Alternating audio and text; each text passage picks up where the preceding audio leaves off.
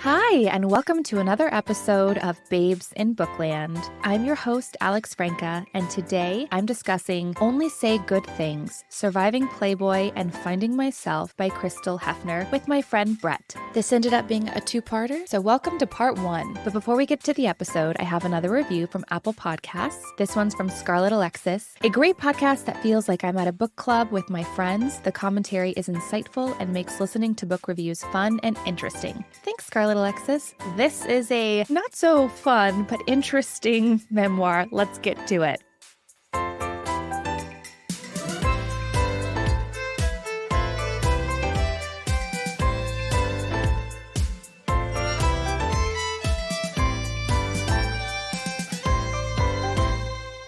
Hi, Brett. Hi, Alex. Thank you so much for joining me today. We have a lot to get into, so let's just get straight to it. What did you think of Only Say Good Things by Hugh Hefner? I thought it was really entertaining. I devoured it because I'm kind of a pop culture nerd, and I thought it moved fast and it had some juicy tea. I really liked it. I thought that Crystal was really vulnerable here. She doesn't hold back on her own confessions and secrets and shames. And in her memoir, she reflects back on why she thinks she got caught up in the Playboy way of life. I personally felt like I could relate to her, that feeling of wanting to be loved, of feeling like she wasn't lovable, and sometimes the things that maybe we do to keep love, even though it isn't really love, not the type of love that we deserve. But as cliche and cheesy as maybe it is, we have to learn to love ourselves first. And I think that this book ultimately is a love letter from Crystal to Crystal. Like you said, it was a very juicy, entertaining read, full of gossip that I also ate up. But at the end of the day, it reminded me that you are strong enough to stop walking the destructive path that you're on. And I think that's kind of the message that she wanted to share with her readers. There's always a chance to turn it all around. You're never too far down the path to where you can't go back and hopefully get back to living the life that you really wish for yourself and want for yourself. Would you agree? I do agree.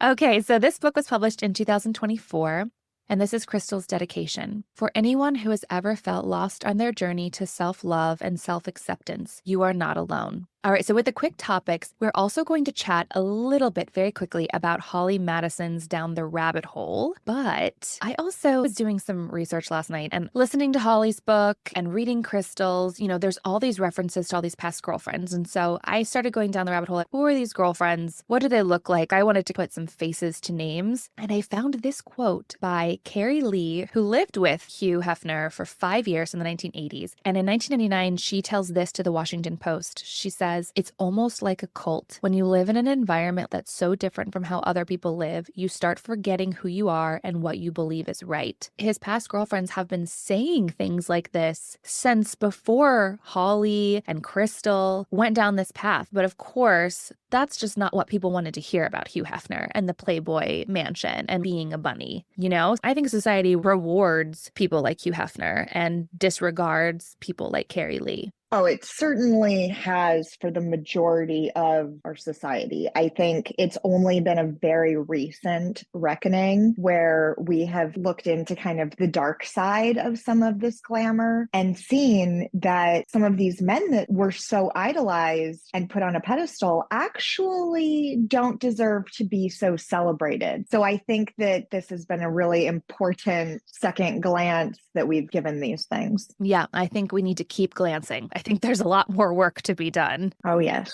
Okay, so let's chat a little bit about Down the Rabbit Hole. I really enjoyed it. I listened to her narrate it, and that was a first for me. Usually I have to read the memoirs because I'm taking notes, but we didn't want to do 2 episodes. We did feel ultimately that these women's stories were similar enough, and Crystal's is the most recent. She also ended up marrying Hugh Hefner, and I did feel like Crystal had a little bit more of a self-reflection as to why she felt she ended up in this life. I mean, Holly definitely makes references to it, but I appreciated the backstory that Crystal gave us, whereas Holly kind of just jumped straight into life in the mansion. I agree. I think it's worth noting the timeline between these two women and, the show Girls Next Door that many of us are so familiar with. So Holly Madison lived in the Playboy Mansion from 2001 to 2008 and filmed Girls Next Door during that time. Hugh Hefner moved into the mansion in 2008 without actual overlap with Holly. However, there was interaction. The party at which Crystal meets Hef, the Halloween Playboy Mansion party, Holly was there and That saw was her actually and clocked Holly's that. last party. Right. And that's very coincidental and important, I think, how this torch was passed without the girls actually passing it to one another. But on the very same night that Holly had her last Playboy Mansion experience, it was Crystal's first. And so that was in 2008. And then Crystal was there with him,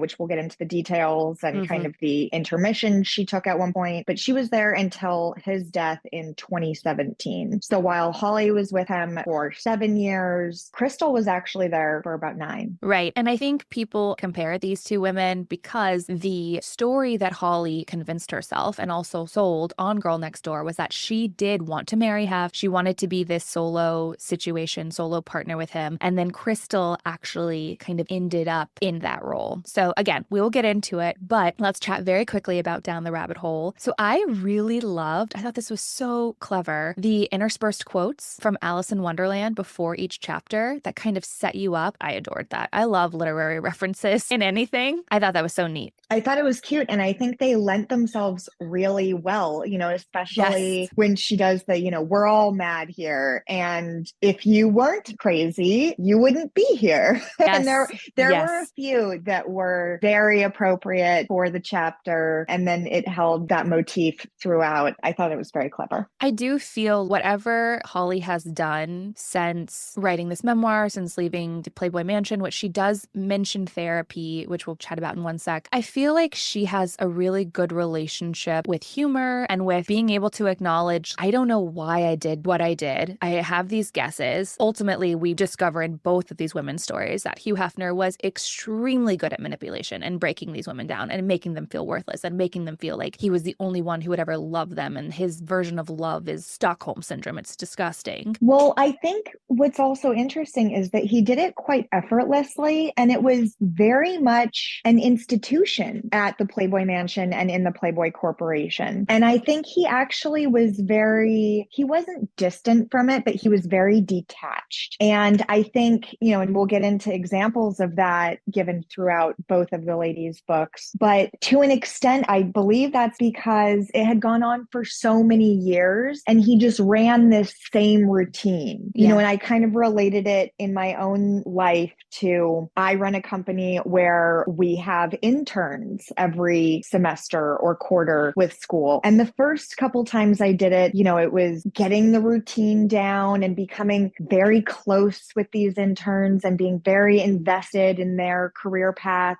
and their time with us. And then as you do it and you get to, the 10th semester that this is going on, it becomes just a system that you execute over and over again. And that is what I saw in his behavior and his routines with these girlfriends, that he was running this routine over and over again. And he had set ways of doing things, and they would kind of initiate one another into it. And it became really sickening to me, because it's one thing when it is an internship, it's 3 months long. And it's totally different when you're all under this guise of, this is a romantic relationship, and even later a marriage. That is just not how it should be. Yeah, to me, it just feels like it was so by rote. He was just so used to manipulating this woman. He knew exactly what to do, exactly what to say. And also, he really encouraged it amongst the girlfriends. And Holly mentions a lot more the cattiness and the backstabbing and the ways that these women would try to keep one another down to be in Hugh Hefner's, favor. And Crystal, to me, her story focused a lot more on herself. Obviously, by the time she got to the mansion, Holly, when she first got there were 7 girlfriends. She was one of 7, ultimately ended up one of 3. Crystal was one of 3 with the twins, and then eventually it just became Crystal. But yeah, I think he just fostered and cultivated this environment, like you said, many years before, and then he just got to sit back and let it fester. But also, even in his recruitment of them, it was not only physical traits and looks that he was looking for, but personality traits. both of the ladies note how there were certain girlfriends or girls who were invited to stay,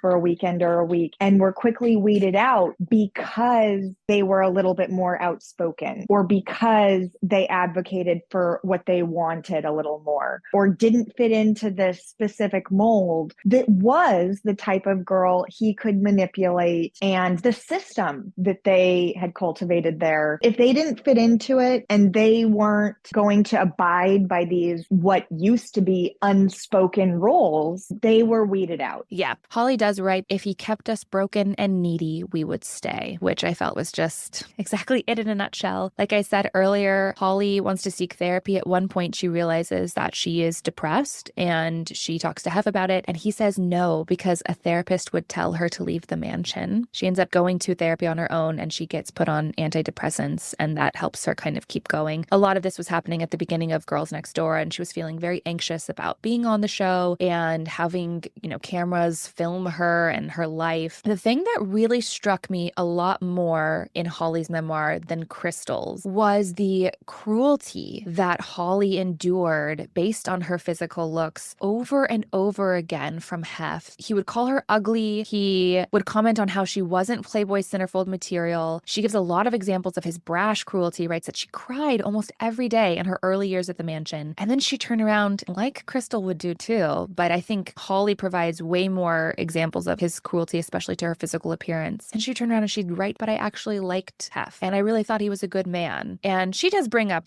why did I continue to think this way? Cognitive dissonance, like I said earlier, Stockholm syndrome. And she also feels that she was just used goods and worried that no one would want her after being one of Hef's girlfriends. He ends up calling her the C word one day. And I just thought it was so interesting that she couldn't, because as a listener and as a reader, I watched the show. I thought all three women were beautiful. And I was like, how can you convince yourself that you're hot enough to be Hugh Hefner's girlfriend, that he has these standards of girlfriends and you have been accepted into this world, yet also believe him when he says that you're ugly?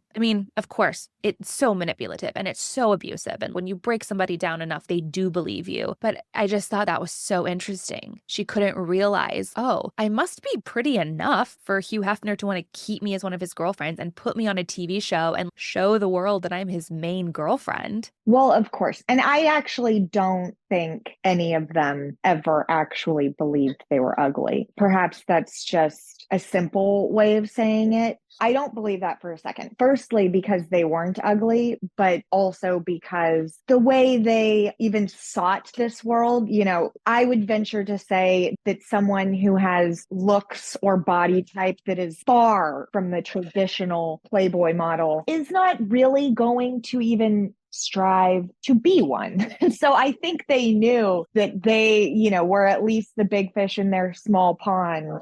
And then I think once they get into this pool of girlfriends and playmates, that they began comparing themselves against one another. And then they might believe, oh, I'm not as pretty as her, or I'm not quite as perfect as Pamela Anderson, or things like that. But I don't think any of them really thought they were ugly. And I don't think Hef thought they were ugly either. Well, but I do believe that he said it. Okay, I don't agree with you, Brett, that they didn't think they were ugly. Maybe I could agree that at the beginning, you're right. Nobody's going to go to Playboy if they feel like they don't look a certain way. Okay, I agree. I do think that by the time, very quickly, they get involved in this world, Hef was so good at pinning the girls against each other. Holly writes about how every single one of his girlfriends before her had been given a centerfold, and when she brought it up time and time again, he would make excuses, which I do believe that he eroded their confidence so much that, yes, at a point, I do believe that they all felt like they were ugly. So many of them were augmenting their bodies. He talks about how he even calls Holly plain before she got her nose job. And then it was interesting because I don't know if you picked up on this, but Holly talks about seeing Crystal for the first time and also kind of says that she was a plain looking girl. And there are photos of Crystal from that night and she's hot. So I think that he completely psychologically fucked them up so much that not only did they not see they were beautiful, but that women in their same beauty standard were not beautiful because they weren't beautiful. I don't know. I think he did a number on these ladies. number. Oh, certainly. I mean, I think he was not supporting them even close to the way that he should emotionally and affectionately. But I don't know. And I think some of the plastic surgery was taking advantage of their ability to do it with the connections to the good surgeons, with a little bit of the supplemental money to do it. I mean, let's be honest. I'm perfectly fine with my looks, but if I was living in the Playboy Mansion and was kind of offered a nose job, I'd probably take it. Offered a boob job, I'd take it. Offered liposuction, sure. There's And no shame in that. Yeah. and so some of it I don't think is because they were shamed so deeply that they felt unlovable or unmarketable without it. I think some of it was because the opportunity was there and why not? But that's neither here nor there. Yeah, I do feel like both Holly and Crystal write about how much they were made to not feel beautiful. So, that's their experience. But yeah, who knows with some of these other women? And they were, and it should go without saying. But of course, these are phenomenally good looking women. Yeah, they are. They're beautiful. They were then, they are now. Okay, so getting back to Crystal's memoir, because we're about to dive deeper, did you catch the opening line reference? Last night I dreamed about the mansion again. No. So that is a reference to Rebecca by Daphne du Maurier, which is one of my favorite books. And it opens with the line, "Last night I dreamed I went to Manderley again," which is the house that our main character, who actually is nameless in the novel, ends up moving into and is manipulated by a man. So I appreciated that line. And then before we really get good into catch. Yeah, no, I mean, that's Interesting. my favorite novel ever. So, and then before we really get into it, I think, like I said earlier, that Crystal's book specifically, and even Holly's, there's a reason why they wrote these books and wanted to get their part of the story out there, because they were marketed for so long as a certain way. And I think that there's a lot of judgment. I think people judge women who are involved in this lifestyle, who want to be Playboy bunnies, who want to be in the magazines. And so I completely understand them wanting to, share their side of the story. And I think that specifically Crystal's is also an attempt to have compassion for her younger self and the quote unquote mistakes that she made along the way. I think I just think back on my younger self and I cringe of the way that I reacted in certain situations. This is why I burned all of my diaries, because I don't need to go back Oh, I down still that have road. all mine, but when I've looked back in them, there's some stuff, that's what's funny is I come from a small town where I still talk to a lot of the people I grew up with. And now, they're married and have kids, and I'm friends with the wives of the guys and know the husbands of the girls I grew up with. So it's especially funny when I looked back at old diaries and it'll say, "I hope Justin is my first kiss," and I really want to go to the dance with them. And I'll send it to his wife and she will just get a huge kick out of it.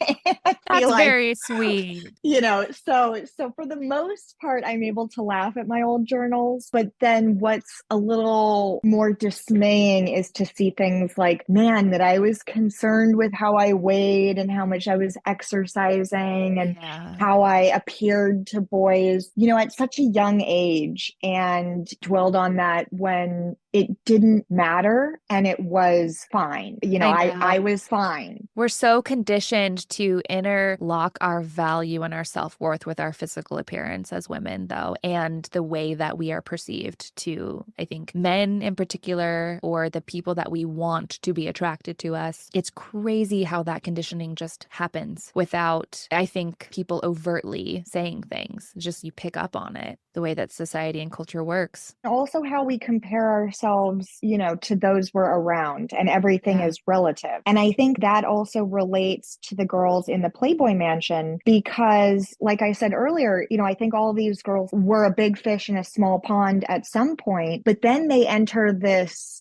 brothel of Harem, as Holly called it. extremely, well, Yeah. right, but this extreme level of attractiveness and sex appeal. And suddenly that is the pool they're comparing themselves to. And some of these just levels of perfection. And then also that being just very much their culture within the house that's all about that, and I think that could very easily get to them and is going to have a very real effect on how they feel about themselves, each other, have their interactions with one another, and all of that. Yeah. Well, let's get into it. Let's dive deeper into Crystal's memoir. So, throughout this book, I feel like Crystal learned to define her self-worth through the lens and attention of the other men in her life, starting with her dad, which I know that I did growing up. And I think that's very normal. I think that's how a lot of people give themselves an initial value. How else can you really? It's how your parents treat you, how your parents make you feel valued in the world. So what did your parents, maybe more specifically your dad, teach you about your self-worth and value growing up? And to continue that conversation, do you feel like your dating patterns reflected that? If your dad made you feel like a valued woman and have high expectations, did you date good guys? Or on the flip side, did you kind of date,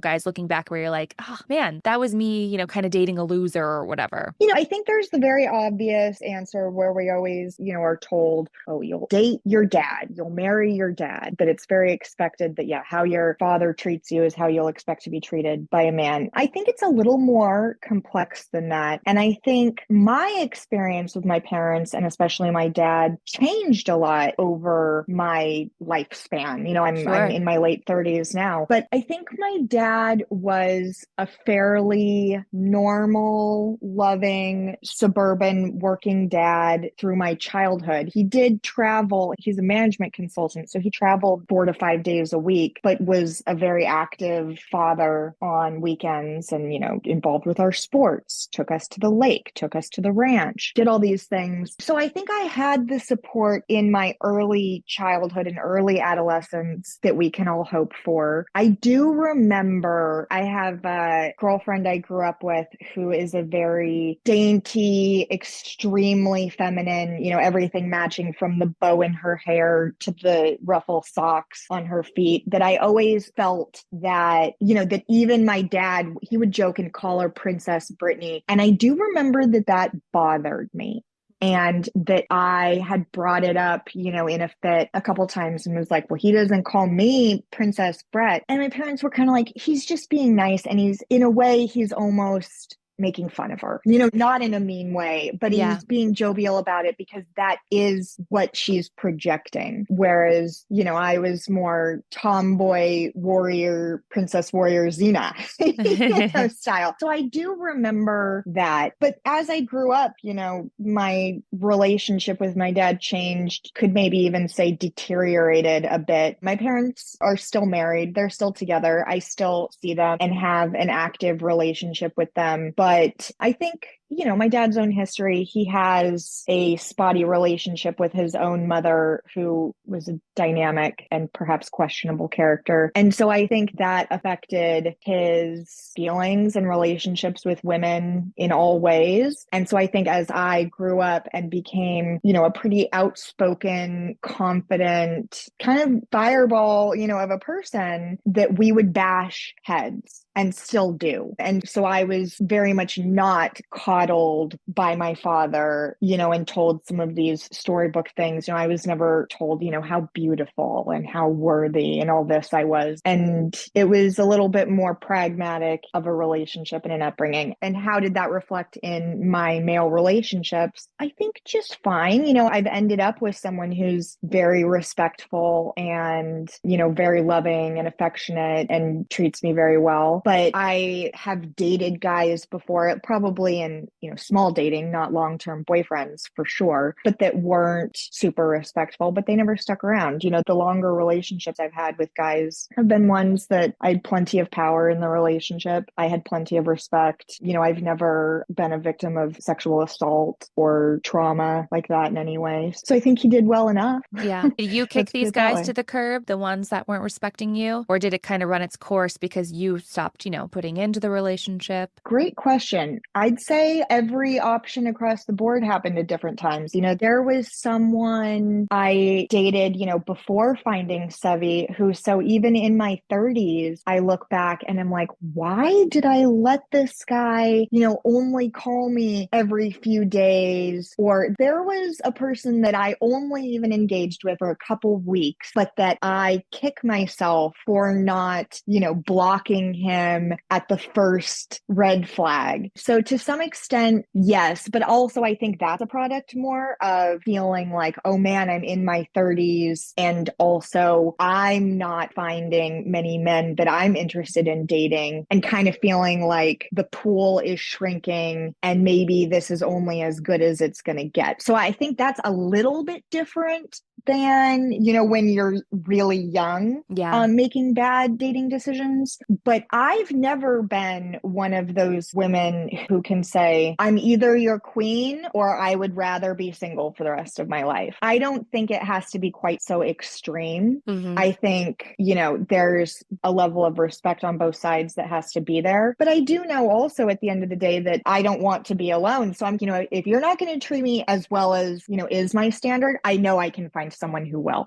Yeah. So Good for you for not settling. And I'm glad that you finally found the love that you deserve, That is yeah. important. And I think it can be scary potentially to feel like, okay, I'm in my 30s. By now, I should XYZ. At the end of the day, if you're setting yourself up for a relationship for the rest of your life, don't make any allowances. You deserve happiness and love, We all do. The right kind of happiness and love. Right. And I think that's also, and I know we'll get to the point where we say, oh, well, Crystal found her happy ending. My side note to that is, well, as far as we know, her book was written a few years ago. I actually really love that she didn't really give herself a happy ending. She said, there really is no ending to this fairy tale because I'm still very much a work in progress. Right. My note to her would be, don't get down if your current relationship doesn't work out. Don't feel like this has all been failure because, she's in her late 30s, as am I. It's not over yet. Yeah. There's still a lot of years, a lot of life to live. And I don't think she's married yet. You can fact check me on that. But so this may not be her last relationship or even her longest relationship that she'll be in. So there's still a lot of time. There's still a lot of life. Yeah, definitely. Okay, well, let's get back to Crystal. So her dad was her entire world. She adored him. She writes about how he was an entertainer with big dreams, but they were always just out of reach. He was a musician, always on the cusp of a big break and a bright light to all who knew him. She writes, he'd always been the calm in the chaos or the one who kept us steady. Then he is diagnosed with a cancerous brain tumor when Crystal is about 12 or 13, and he dies very quickly after that. So here she is. She has her rock and her world completely falls apart. I thought this was heart-wrenching. She's told to tell him that it's okay to go when he's unconscious in the hospital bed. And she didn't want to tell him it was okay because it didn't feel okay, but she ultimately does. That's such a huge, mature moment for a 12 or 13-year-old to be told, you have to be the one to tell your dad it's okay to go. And to feel like, no, I don't want my dad to go. Like, why would I ever say that? And then still come to realize that this is what he needs to hear and there is no going back from this. I thought that this whole chapter, beginning part about her dad, was just really, it broke my heart for her to go through something like this at such a young age. And on top of all of that, she starts her period, her first period, on the day that she has to say goodbye to her dad. And she writes, I didn't want to be a woman yet. Being a woman meant pain and blood. It meant watching someone you love die. It meant grief and lies and loss. Everything had changed, but I shoved the pain down because I was a woman now, and that's what women do. I didn't know much, but I already knew that.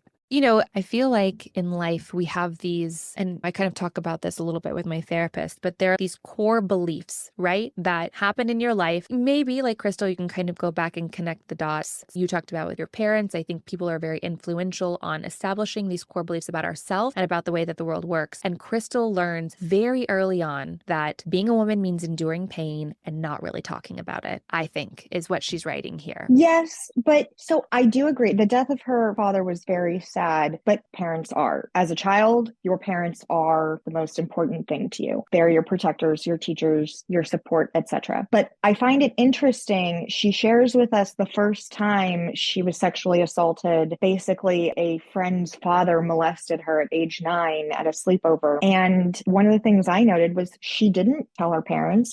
In fact, she had the opportunity. She was even questioned about it when that friend's father was caught and prosecuted for molesting his own daughter. The police, and investigators come to her and say, we suspect you might have had an experience with him like this. Did you? And she says no. There's a martyring that happens sometimes, right? When people that we love die, and she does have a very limited scope of her relationship with her father, right? You talked about how as your relationship with your father grew, it deteriorated. She never got to really get to a level like that with her dad. Maybe she kind of only remembers the good things. I don't feel comfortable ever judging a 9-year-old for being able to admit a sexual molestation, a sexual assault. I hadn't experienced that. I can completely imagine that as a young person, you would just convince yourself that A, you don't need to subject yourself to being a part of this because he's been caught. The bad guy has, been found out he's bad. And I can imagine that she just didn't want to think about it, associate with it, move on from it. And we can actually turn to Jessica Simpson's memoir for insight on this because it took her many years to tell her parents about the sexual abuse she was suffering from another child. And she goes into her reasonings why. And we chat about that in our Jessica Simpson episode. But I don't think it's this black and white situation that if she trusted her parents so much, she should have felt comfortable doing this. What about if she loved her dad so much, she felt she had to protect him from this?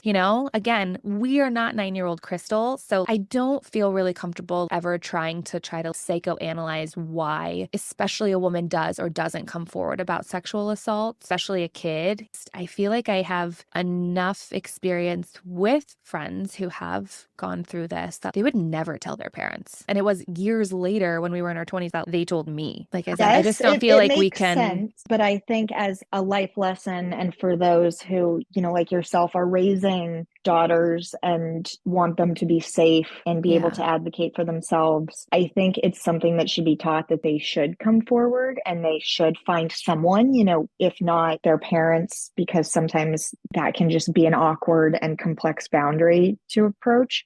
Yeah. But to tell someone, no shame to her for it. It's more looking back and saying, yeah, I wish you did change your path by telling someone. I think that's why she writes it, because she does want to empower her readers with this knowledge that this happens and maybe people don't talk about it, even when he's found out. Completely agree, Brett, but I do feel like because of people like Crystal, all of the survivors, the brave people who came forward about all of the molestations in the Catholic Church, yes, we are taught now as adults, as parents, be aware of these things. We're taught to encourage our children to have open discussions with us. But at the end of the day, you do hope and pray. I hope and pray that my children come to me with everything that happens to them, no matter how it makes them feel about themselves, because they trust me enough to help them and not judge them. We don't know if she felt the same way. We just don't know. I did actually write down a couple of things about her sexual assault experiences that we can get to right now, since we're kind of already talking about it, because it was heartbreaking. I wrote down kind of in bullets that I'd made about her story. She was raped in high school by a quote unquote male friend. She was again raped in college by a male roommate that she had. And she writes this: every single time it happened, I always wondered what I had done wrong, what message I had given that made men think it was okay to climb on top of me when I was asleep. Not once did I wonder what was wrong with the guys who did it. I feel like she kind of explains herself right there, why she didn't come forward, why she even writes about how she was hesitant to even call it rape and that she would just call it bad sex because then she could shake it off and move on. That is a heartbreaking way to look at sexual assault, so much that it was your fault. She completely took on the responsibility of these assaulters, these horrible people, and made it her fault so that she could compartmentalize it or figure out how to move on, to the next thing. And yes, you're right. Maybe, obviously, this was to her detriment because obviously she kept I don't know. This is getting really muddy for me because no women deserve to be raped and no woman does anything to deserve to be raped or sexually assaulted. Of course not. How does Crystal,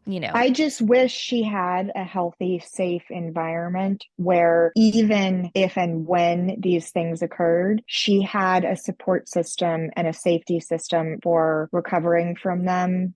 In a way that didn't continue to deteriorate her own sense of self, her own sense of worth, and how she would continue to approach these things in the future. I agree. It's sad. I wish that for all people who have experienced sexual assault. But when you look at our culture and our society, look at who we're electing to office. As a woman, I understand why women don't come forward about this stuff because it doesn't feel like they will be supported and that their story is valid. Right. Even with the Me Too movement, I think the Me Too movement is what helped encourage her to write this book. There's only so much because the Me Too movement happens and then men are still rewarded we have women come forward and say, he sexually assaulted me, he raped me repeatedly, and we don't care. care. So until we start really caring and showing these women that they care, I completely understand why people just swallow it. And what else are you supposed to do? You have to keep moving on with your life. I completely agree with you. It's heartbreaking. How do we change it? How do we make the world better for our children and our daughters? That's a very tough question. And, and unfortunately, all it takes sometimes is a few bad actors in this space to then ruin it for other true victims.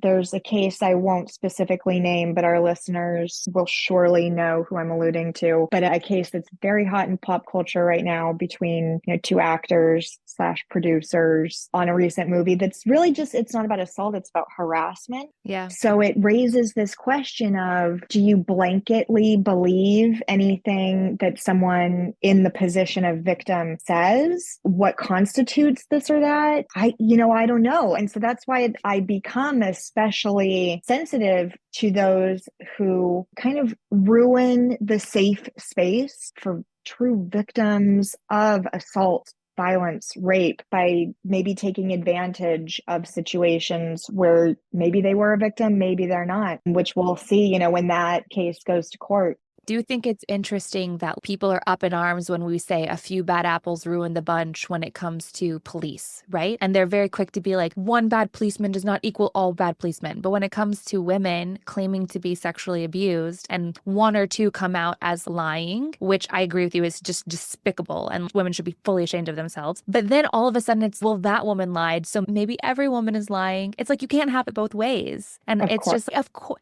But it's way easier for us to blame the victims because at the end of the day, if we have to hold the mirror up to ourselves as a society, we have to make real change. And unfortunately, it's the fucking abusers who are in charge. Like, of course, they're not going to do that, Right. These right. men are in power. They don't want to give that Exactly. up. And I do think that is something that needs to be examined more in these situations is who was the person in power? Does simply being a woman make you not in the position of power? Or, is there a situation in which the female is actually the 10,000-pound gorilla in the room, and perhaps the male, the accused, is the person in less power? That's why this current case will be very interesting. But I think traditionally, I think that's the exception to the rule. I think traditionally, the woman in these situations is the one with a lot less power because of the system or the circumstances of the situation they're in. It's so stacked against you as a victim, specifically as a sexual assault victim, that you wonder why it's even worth it.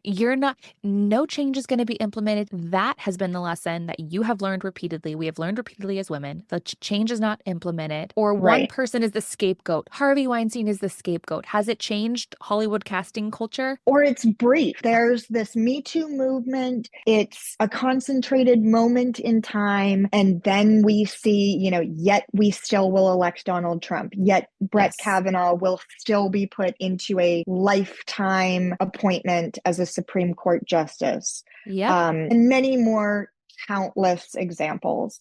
I think that it's still worth the fight, but I think also as public, it's uncomfortable for us to deal with overall shame for looking at how we're part of the problem. I think it's just so much easier and comfortable for the public to say, oh, she deserved it. Oh, she did this. She made herself a victim. And I can't wait for that to hopefully stop one day and for us to realize that perhaps we lean one direction because it's simply more comfortable for us. And how selfish is that? It is. You're right. It's comfortable. It's the same reason why some people are hell-bent on erasing our history, because how dare we have any fucking accountability in this country? You know what actually would make us great as a country is holding ourselves accountable, taking responsibility and moving forward in a more positive direction. But no, that's not the way that too much to hope for, evidently.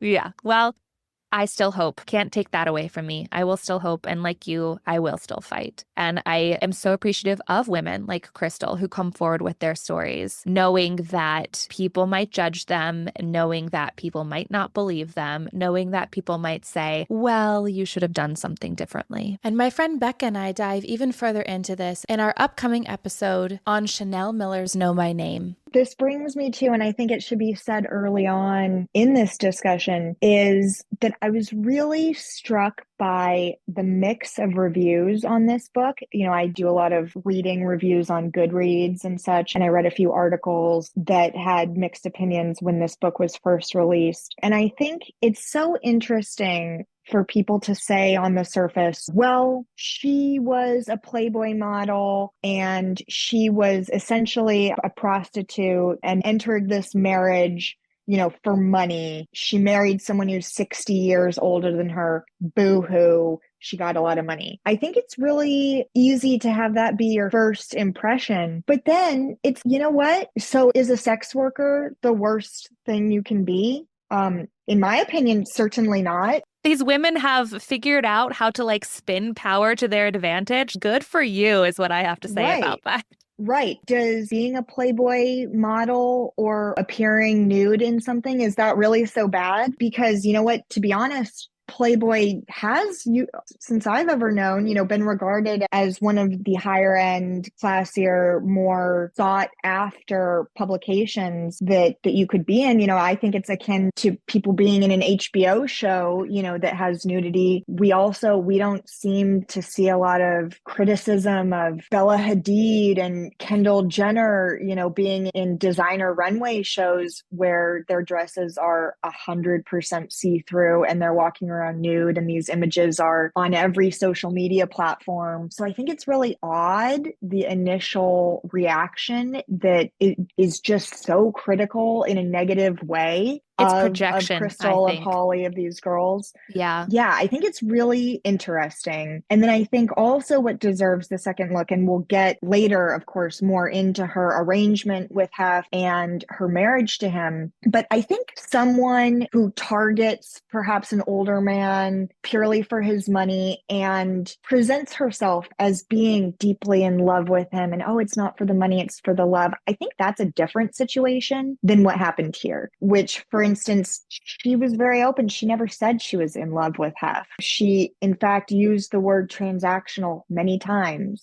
Yeah. Knew this was a job. Hef, this was not his first go at it. He's actually the one who created this institution of having girlfriends that he paid to be his girlfriend. He knew it was Um, transactional as well. Maybe he Absolutely. convinced And took himself it every was something benefit more. he could Yeah. from that.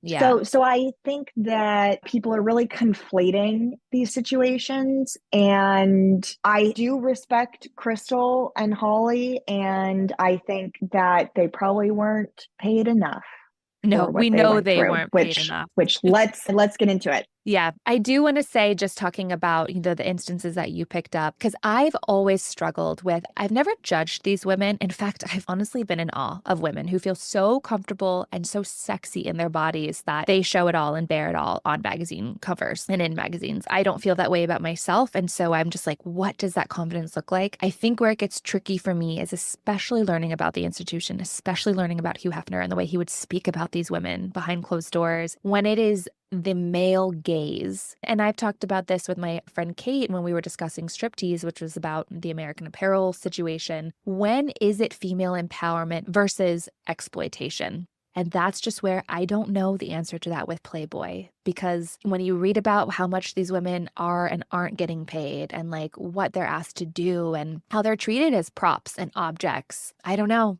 Is that just an internal thing? Like, as long as you are the one feeling like you decided to pose for this, that's your empowering move. But then you are being exploited because it's all done under a male gaze. Like, it's a very complicated situation for me. But I think at the end of the day, you and I both agree that we respect these women. We don't judge them. And if you do judge them, figure yourself out, because why do you care so much about the way other people live their lives? But I just wanted to talk about that because it is something that I struggle with. As a woman, can you, even on Instagram, you know that posing in more sexually explicit ways gets more likes? I don't know. I struggle with it, Yeah, I think it's very nuanced. I think intention matters. And I think it's one of the epidemics in our society where it's if a woman does it versus If if a a man man does does it. it Yeah. Yep. is So a real true. thing. Yep. Okay, let's get back to Crystal. So her family starts struggling financially. She and her mother have to share a room in a rented house. She's navigating her own grief, and her mother falls apart. Then suddenly her mother throws herself into dating again. Crystal writes, I wanted a mother, but she wanted a new man. So again, we're getting hints at Crystal not feeling supported in her life at all. Her mother's new husband is Lyle, and he had Playboy magazines. And to her, to Crystal, these women exuded power, what I was just talking about. So her father's passing is such a pivotal point in Crystal's life, and this is when her feelings of safety and security ended, and she's thrust into survival mode. She struggles to keep up with the rich kids at her school, feeling more and more like an outsider. She writes, trying to fit into whatever mold I needed to, whatever the world required of me in order to be accepted, I'd do it. Okay, now we're going to get into a couple of the guys that she dates on her way to Hugh Hefner. Greg. She meets Greg in high school and she is extremely happy with him and feels really safe with him. She ends up getting pregnant but has an abortion because they are 17 and not ready to be parents. Her self-esteem is tanking though. She doesn't like herself and doesn't think there's anything to like about herself. So she ends up breaking up with him. I think it was just one of those things where she didn't love herself enough to be ready for the type of love Greg was presenting,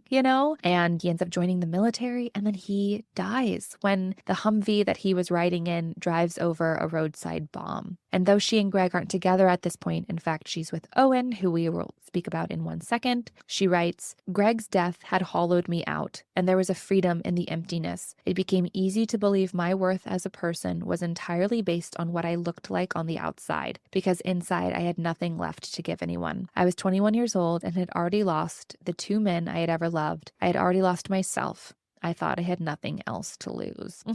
Just want to hug her. So back to Owen. This is after Greg. She's just in self-destruction mode. And Owen throws parties for high schoolers and is not in high school. It's so gross. But this makes her cool by association by dating him. So that is helpful to her. She writes, she goes into way more detail about why she feels so other, but a lot of it had to do with the class issues. And she writes that Owen took me to porn conventions where Ron Jeremy shoved his hand down my shirt and groped me while Owen laughed and took a picture. Another example of sexual assault. Another example of nobody giving a fuck. Okay. Is there anything that you want to add before we get to Hef? Any little notes you had? No, I mean, I think she has some pretty inherently bad taste in men, but which was surprising because, yeah, it did sound like Greg was a great guy. Who knows the accuracy of any of our memories, of course. And also, he died young and she loved him. So who knows what flaws he had. I do think it would be ironic that she found and fell in love with such a flawless guy and then went for a lot of skis balls and scumbags.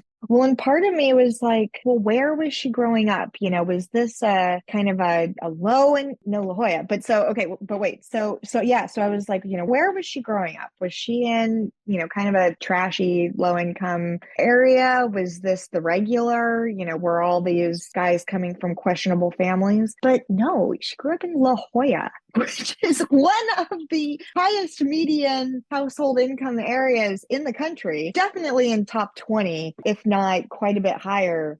So I found it interesting that she seems to be this sleazeball magnet when she's growing up in La Jolla.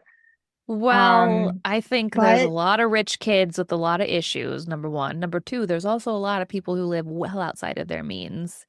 And it just seems like her mother never quite got it together to a point. Also, douchebags exist in all classes and races and places. Just because your family has money does not mean that you're a stand-up guy. Let's be real.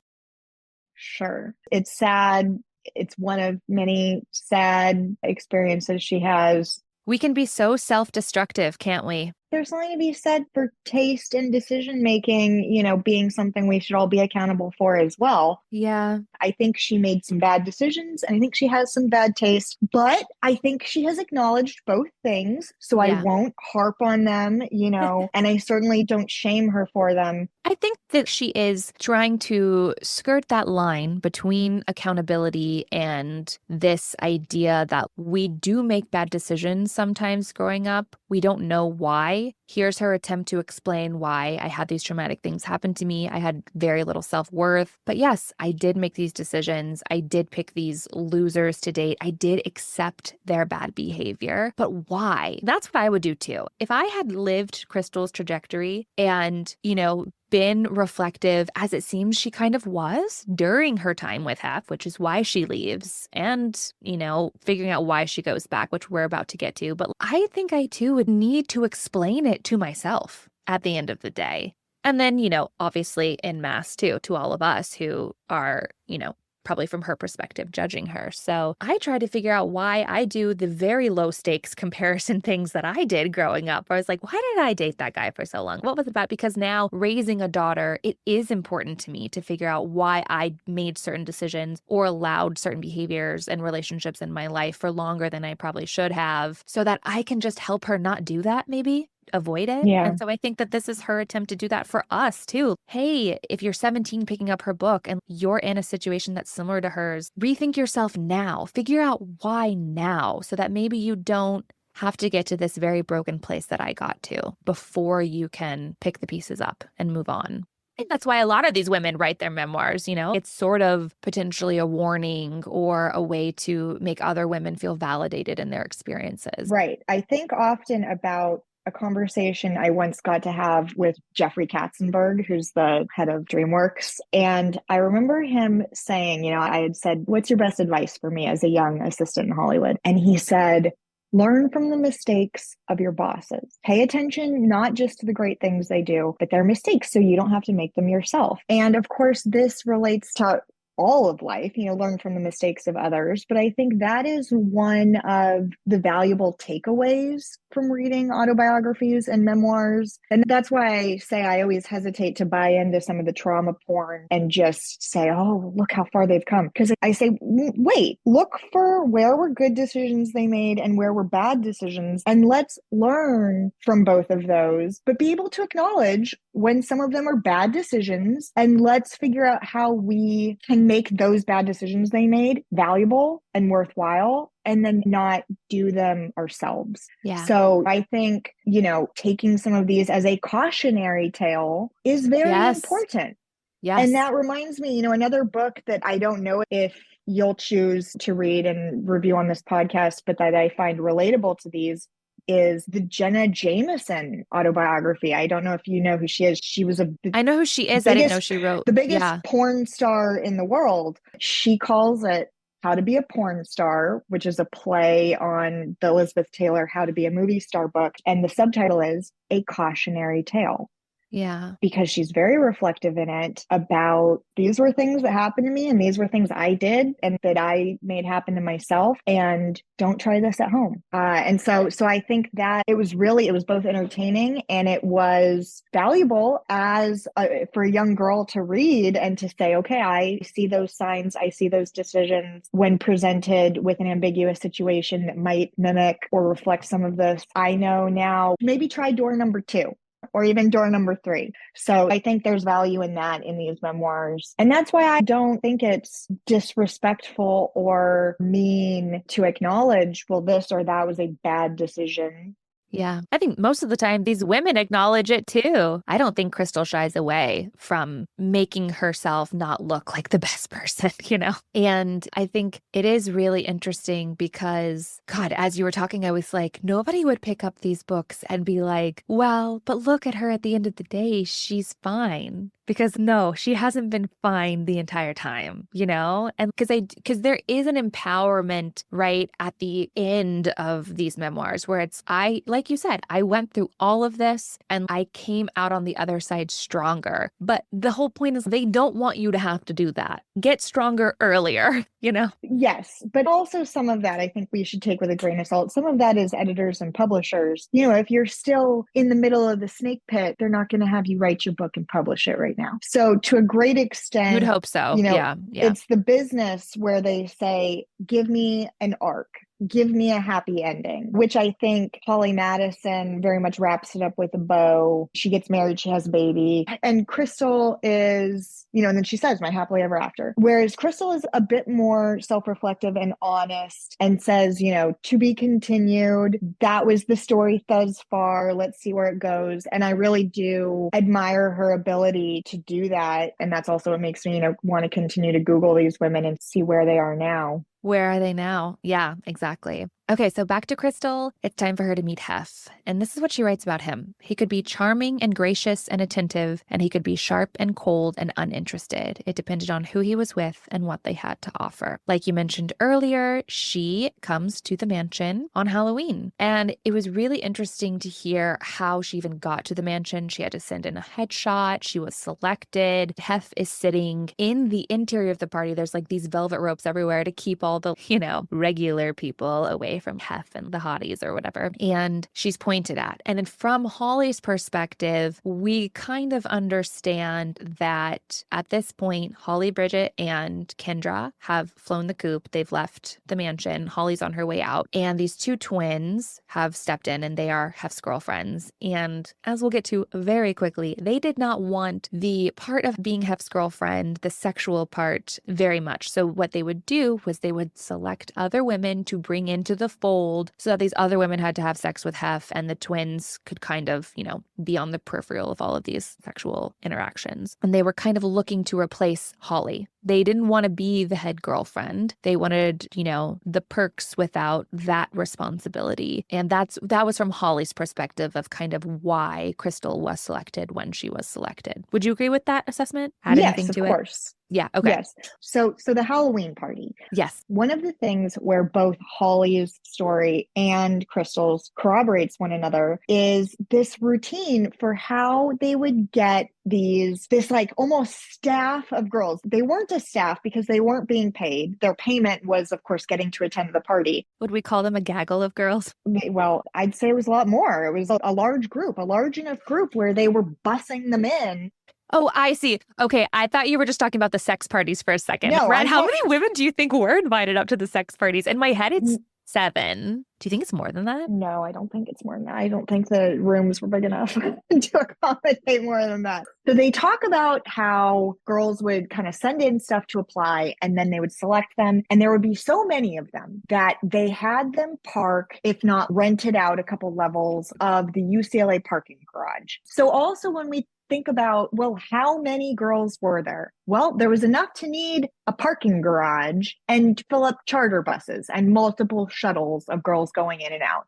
And while these girls were not paid to be there, as we'll see throughout this entire story with Hef, they continue to be taught that, just their mere presence, their mere ability to attend such things is payment in itself. They should be so lucky to just even be present. But they're treated like staff and they're brought in with the idea that they are there to be the entertainment. They are not actually guests of the party. The path she went down, yes, was to be one of these girls who's there because you're hot, you're playmate adjacent at this party, not being paid to be there, but very much being part of the entertainment. And I just found it really interesting. Yeah. And I found it really interesting that Holly's last Playboy party was Crystal's first, and they did see each other there. So I feel like that was the end of that era where the Playboy Mansion is still really cool and is still kind of even a desired place to go. It had been brought back around because of the girls next door, I think, and shown as this. Even Holly talks about how it was almost family friendly adjacent because it was so cartoony as opposed to erotic, the way that they filmed the show. And I think to me, that was a big part of it. I loved the girls next door. I loved Holly and Bridget. Kendra was okay.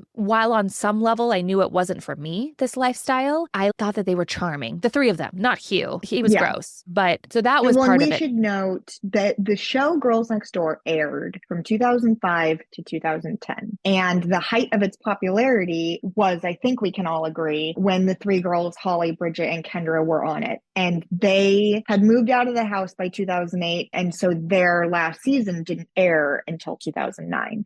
Okay, so getting back to Crystal and the Halloween party, eventually she's led inside and it's expected. It's time to have group sex with Hef. And she writes, I'd like So to. gross. I love that she was so honest. She was so honest. And believe me, her book is way juicier And Holly's not. about the sex. I felt like a lot of sex was missing from Holly's. And I was like, well, maybe they weren't quite. Yeah. It was interesting how Holly didn't hold back in some ways and held back in others. And Crystal didn't hold back in some ways, maybe held back in others that we don't know. But she writes, I'd like to say that I hesitated that night at the Halloween party when Hef and the Shannon twins and Amber, her friend, and I were walking up the stairs to the bedroom. I'd like to be able to say that I had thought twice about following them into Hef's bedroom when they held open the door and invited me, or that I hesitated when I saw the king-size bed or when the large television screens started playing porn movies, but I didn't. Wait, let's focus on that for a second. I don't know how much I want to focus on it, Brad. Well, it's overwhelming my senses thinking about it. I am imagining it being very dusty in there too, because I feel like he's the type of guy who didn't change anything from his heyday, like the 70s, which this is just, me. You know when you walk into an old house and there's like green carpet? Yeah, and the wood paneled walls and like the sunken living room, and that was all there. And I've not been inside the mansion. This is only from pictures and from these books. But I think a couple things are notable about this. First, I love that Crystal was so honest with us about this first encounter and how it was group sex with Hef. The very night she met him, the very first time she found herself in any type of true interaction with Playboy and the machine, that it was group sex with Hef. And Holly not only does not talk about, as far as we never hear that Holly actually had sex with Hef. We know she did, but she doesn't tell us that. Yeah, I'm trying to remember because I literally just listened to it last night. What she does tell us is how the other girlfriends, and when Holly first started there, as you mentioned, there were 7 girls. It was an actual meets the definition of harem, but that the girls thought it was this best kept secret that they actually had sex with Hef. They would get so angry when Holly admitted it to the public or to anyone outside the house, because they liked to always say, oh, well, of course, we don't actually have sex with them. We just live there, pretend to like him and stuff. And it's like, really? Because that's not true. So I like that she was honest about it. Now, at whatever point it becomes clear that this is going to be an orgy or group sex or whatever you want to call it, there has to be those questions firing in your head of, well, am I up for that? And so whether that occurs while they're going up the stairs, whether that occurs when she sees the porn on the 4 TVs, whether that occurs when she sees Hef nude and busting out the baby oil, lubing himself up. At whatever point that occurs, she did decide, yeah, I'm going to do it. Well, she tells us, though, that she'd like to tell us that she hesitated. I think she's established by this point, by telling us about her past sexual experiences, that she has gotten really good at disassociating during sex. Yeah. That's the takeaway that I have here. She retrospectively, she's like, I wish I could tell you guys that at some point alarm bells started going off in my head, but I was already so fucked up when it came to sex that I just did it. And she already had enough experiences where she did not consent that she's finally, hey, it's going to be unpleasant, but at least this time I consented. Yeah, right. Exactly. So yeah, let's talk about sex with Hugh Hefner. We're going there, people. They didn't shy away. And let's talk about, so this was 2008 and Crystal, give me a second to check my timeline. How old were we? I'm trying to figure out what I'm trying to say, and I'm sure you'll cut this part, but is how old is Crystal at this point and how old is Hef and how old are the twins? Okay, the twins are 19. I remember that I wrote that down because I was like, oh my God. Or was at this point them 18? Potentially. So the twins were born in October 89. Okay, so they were 19 because they were to have turned 20 in 2009. Crystal, I believe, is 22. The twins who were there with her are 19. Blech. Crystal, and they just turned 19. Their birthday's in October. God. So they just turned 19. Crystal is 22. And we know that Hef is 60 years her senior. So he is 82 years old at this point. Let's all take a moment and think about the 82-year-olds in our life. Brett, I'm getting emotional. Why am I getting emotional right now for these women? I am Alex, you're always emotional on these podcasts. I'd be disappointed if we didn't pull a tear from you. I'm going to rename my podcast and then I cried. I know. At which point, you'll have to put that in the notes. At which minute and second does Alex shed her first tear or start tearing out at the very least? I love it. But so let's put this into perspective. My parents are about, I think, 73, Oh 74. my God. Ew. I mean, okay, wait, let's take it away from our parents. But just knowing age and knowing kind of how old they are, like, obviously, I don't want to conflate sexual activity with my Probably parents. a good I move. don't know, like, what old person to compare to, though. But let's put it this way. Harrison Ford I is cannot 82, but imagine, he's hot. but still, as a celebrity, right? And as someone who's been traditionally so good looking, it's again hard. Let's just, Hugh Hefner was never good looking. Can we fucking say that? He was never, yeah, ever he good was looking. never. Never. No, they do comment that he doesn't bang very Well, well. okay. I wrote And down that notes this was a about that. major blow. Yeah. Yes. Okay, we'll Okay. get to that. So we'll get to it. But let's go back. We need a second for this. So don't cut this. He's 82 and he's throwing on the porn in his 70s style bedroom with black silk sheets. He's got Johnson and Johnson baby oil, which we'll touch again on the baby oil in a Yeah. couple minutes because that is a thing. But these 19-year-old twins and a 22-year-old girl Among others. climb on him. Among others. Oh yeah. Oh, exactly. So there was at least four girls in the Yeah. room. At least. We don't know if there are, I don't recall if there were more, but there's at least four. But he's 82. There's got to be something psychological. I mean, it goes without saying, but why an 82-year-old is even trying to be sexually active nightly at this point? Girl, I don't even want to begin to try to understand. Clearly, I think Holly and Crystal both touch on his daddy issues and how he is stunted as a child, never knew how to love. Blah, blah, blah, blah. He is gross, disgusting. Yeah. And so I know that the sex was pretty much over. I believe she kind of said roughly about a year or two prior to his death, but that would have meant, say they were sexually active until 2015. That would have made him 90. Yeah. Still having almost nightly group sex at age 90. I know that this group sex stuff happened after parties, and I don't know how often it was kind of hard to figure out because there is like this weekly ritual that they all have, and like Monday night is guy night, and like Tuesday night they all went to this place. And Holly's world was a little different because Hef was younger, so they would go out, whereas Crystal's world was different. They wouldn't go back out. He was kind of back to being in because at that point he had realized he had aged so much. He didn't want to be seen as the old guy on the town anymore. He couldn't keep up. It was no longer cool. It was getting skeezy. I mean, it always was skeezy, but marketably wise, I guess. So yeah, but Holly talks about in her book, and so does Crystal, about how basically as a group, you would get led into this room. Crystal later was doing the leading. Holly specifically says that she tried very hard not to bring other women into this situation, except for a few, because she was trying to out these like backstabbing, manipulative other girlfriends. But that's a different discussion. But he would lay back, pop his pill, lube himself up with baby oil, and then, yes, that was it. The women would take turns getting on top of him, riding him for about a minute. It seemed, I think Holly said that one of them figured out if you counted to 60 in your head, then you could get off. That was enough. And then he would finish himself off. And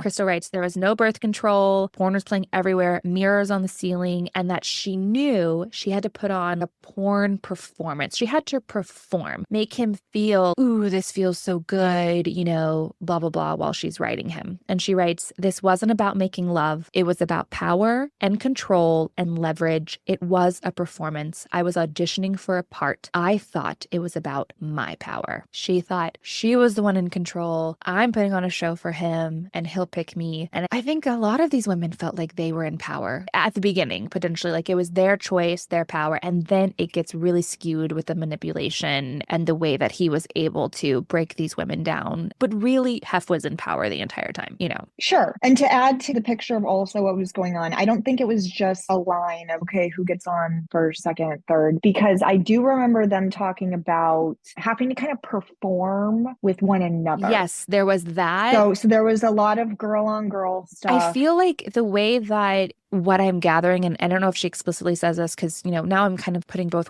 some of these stories that are the same situation, just from different perspectives. I feel like the Shannon twins didn't want to have to ride him. So they would do this really creepy incestual kissing of each other and touching while kind of pushing, the newbies onto him. Maybe they did have to ride him too. Yes. And I read that in a separate article, that one of the criticisms of the twins was that it was very incestuous this because they were performing sexual acts with each other. And then there's another article I read where the valet, now I don't know if this was the household valet or the driver valet, but the valet would note how he would have to put on gloves and pick up the sex toys and the dildos off the floor. And this was not just on party nights. And there is something that said nightly sex. I just You Googled remember that yeah. while Okay. we were chatting. So it's not necessarily group sex every night, Right. but I do think it was a nightly ritual. We're moving forward here. So Crystal goes back home and later she's called and asked to move in. I mean, obviously. And at first it's really fun for her. And she kind of likens it to an adult Willy Wonka land. And she writes that she finally feels like she has a real home. I mean, she had a really unstable life with her mom after her dad died, which we didn't get into as much, but she does in her memoir. She writes, I walked into my cage willingly. It was that easy. And if there was the sound of the door slamming behind me, I didn't hear it. I couldn't hear it because for the first time in my life, I felt like I was safe. Okay, Brett, let's end part 1 here. And you and I are going to keep chatting, and that's going to become part 2, which will air next week. So goodbye for now. Bye, Brett. Bye. Thanks for listening to Babes in Bookland. To access the full version of this episode, you can subscribe on Apple Podcasts or support us on Patreon. Visit babesinbookland.com for more information.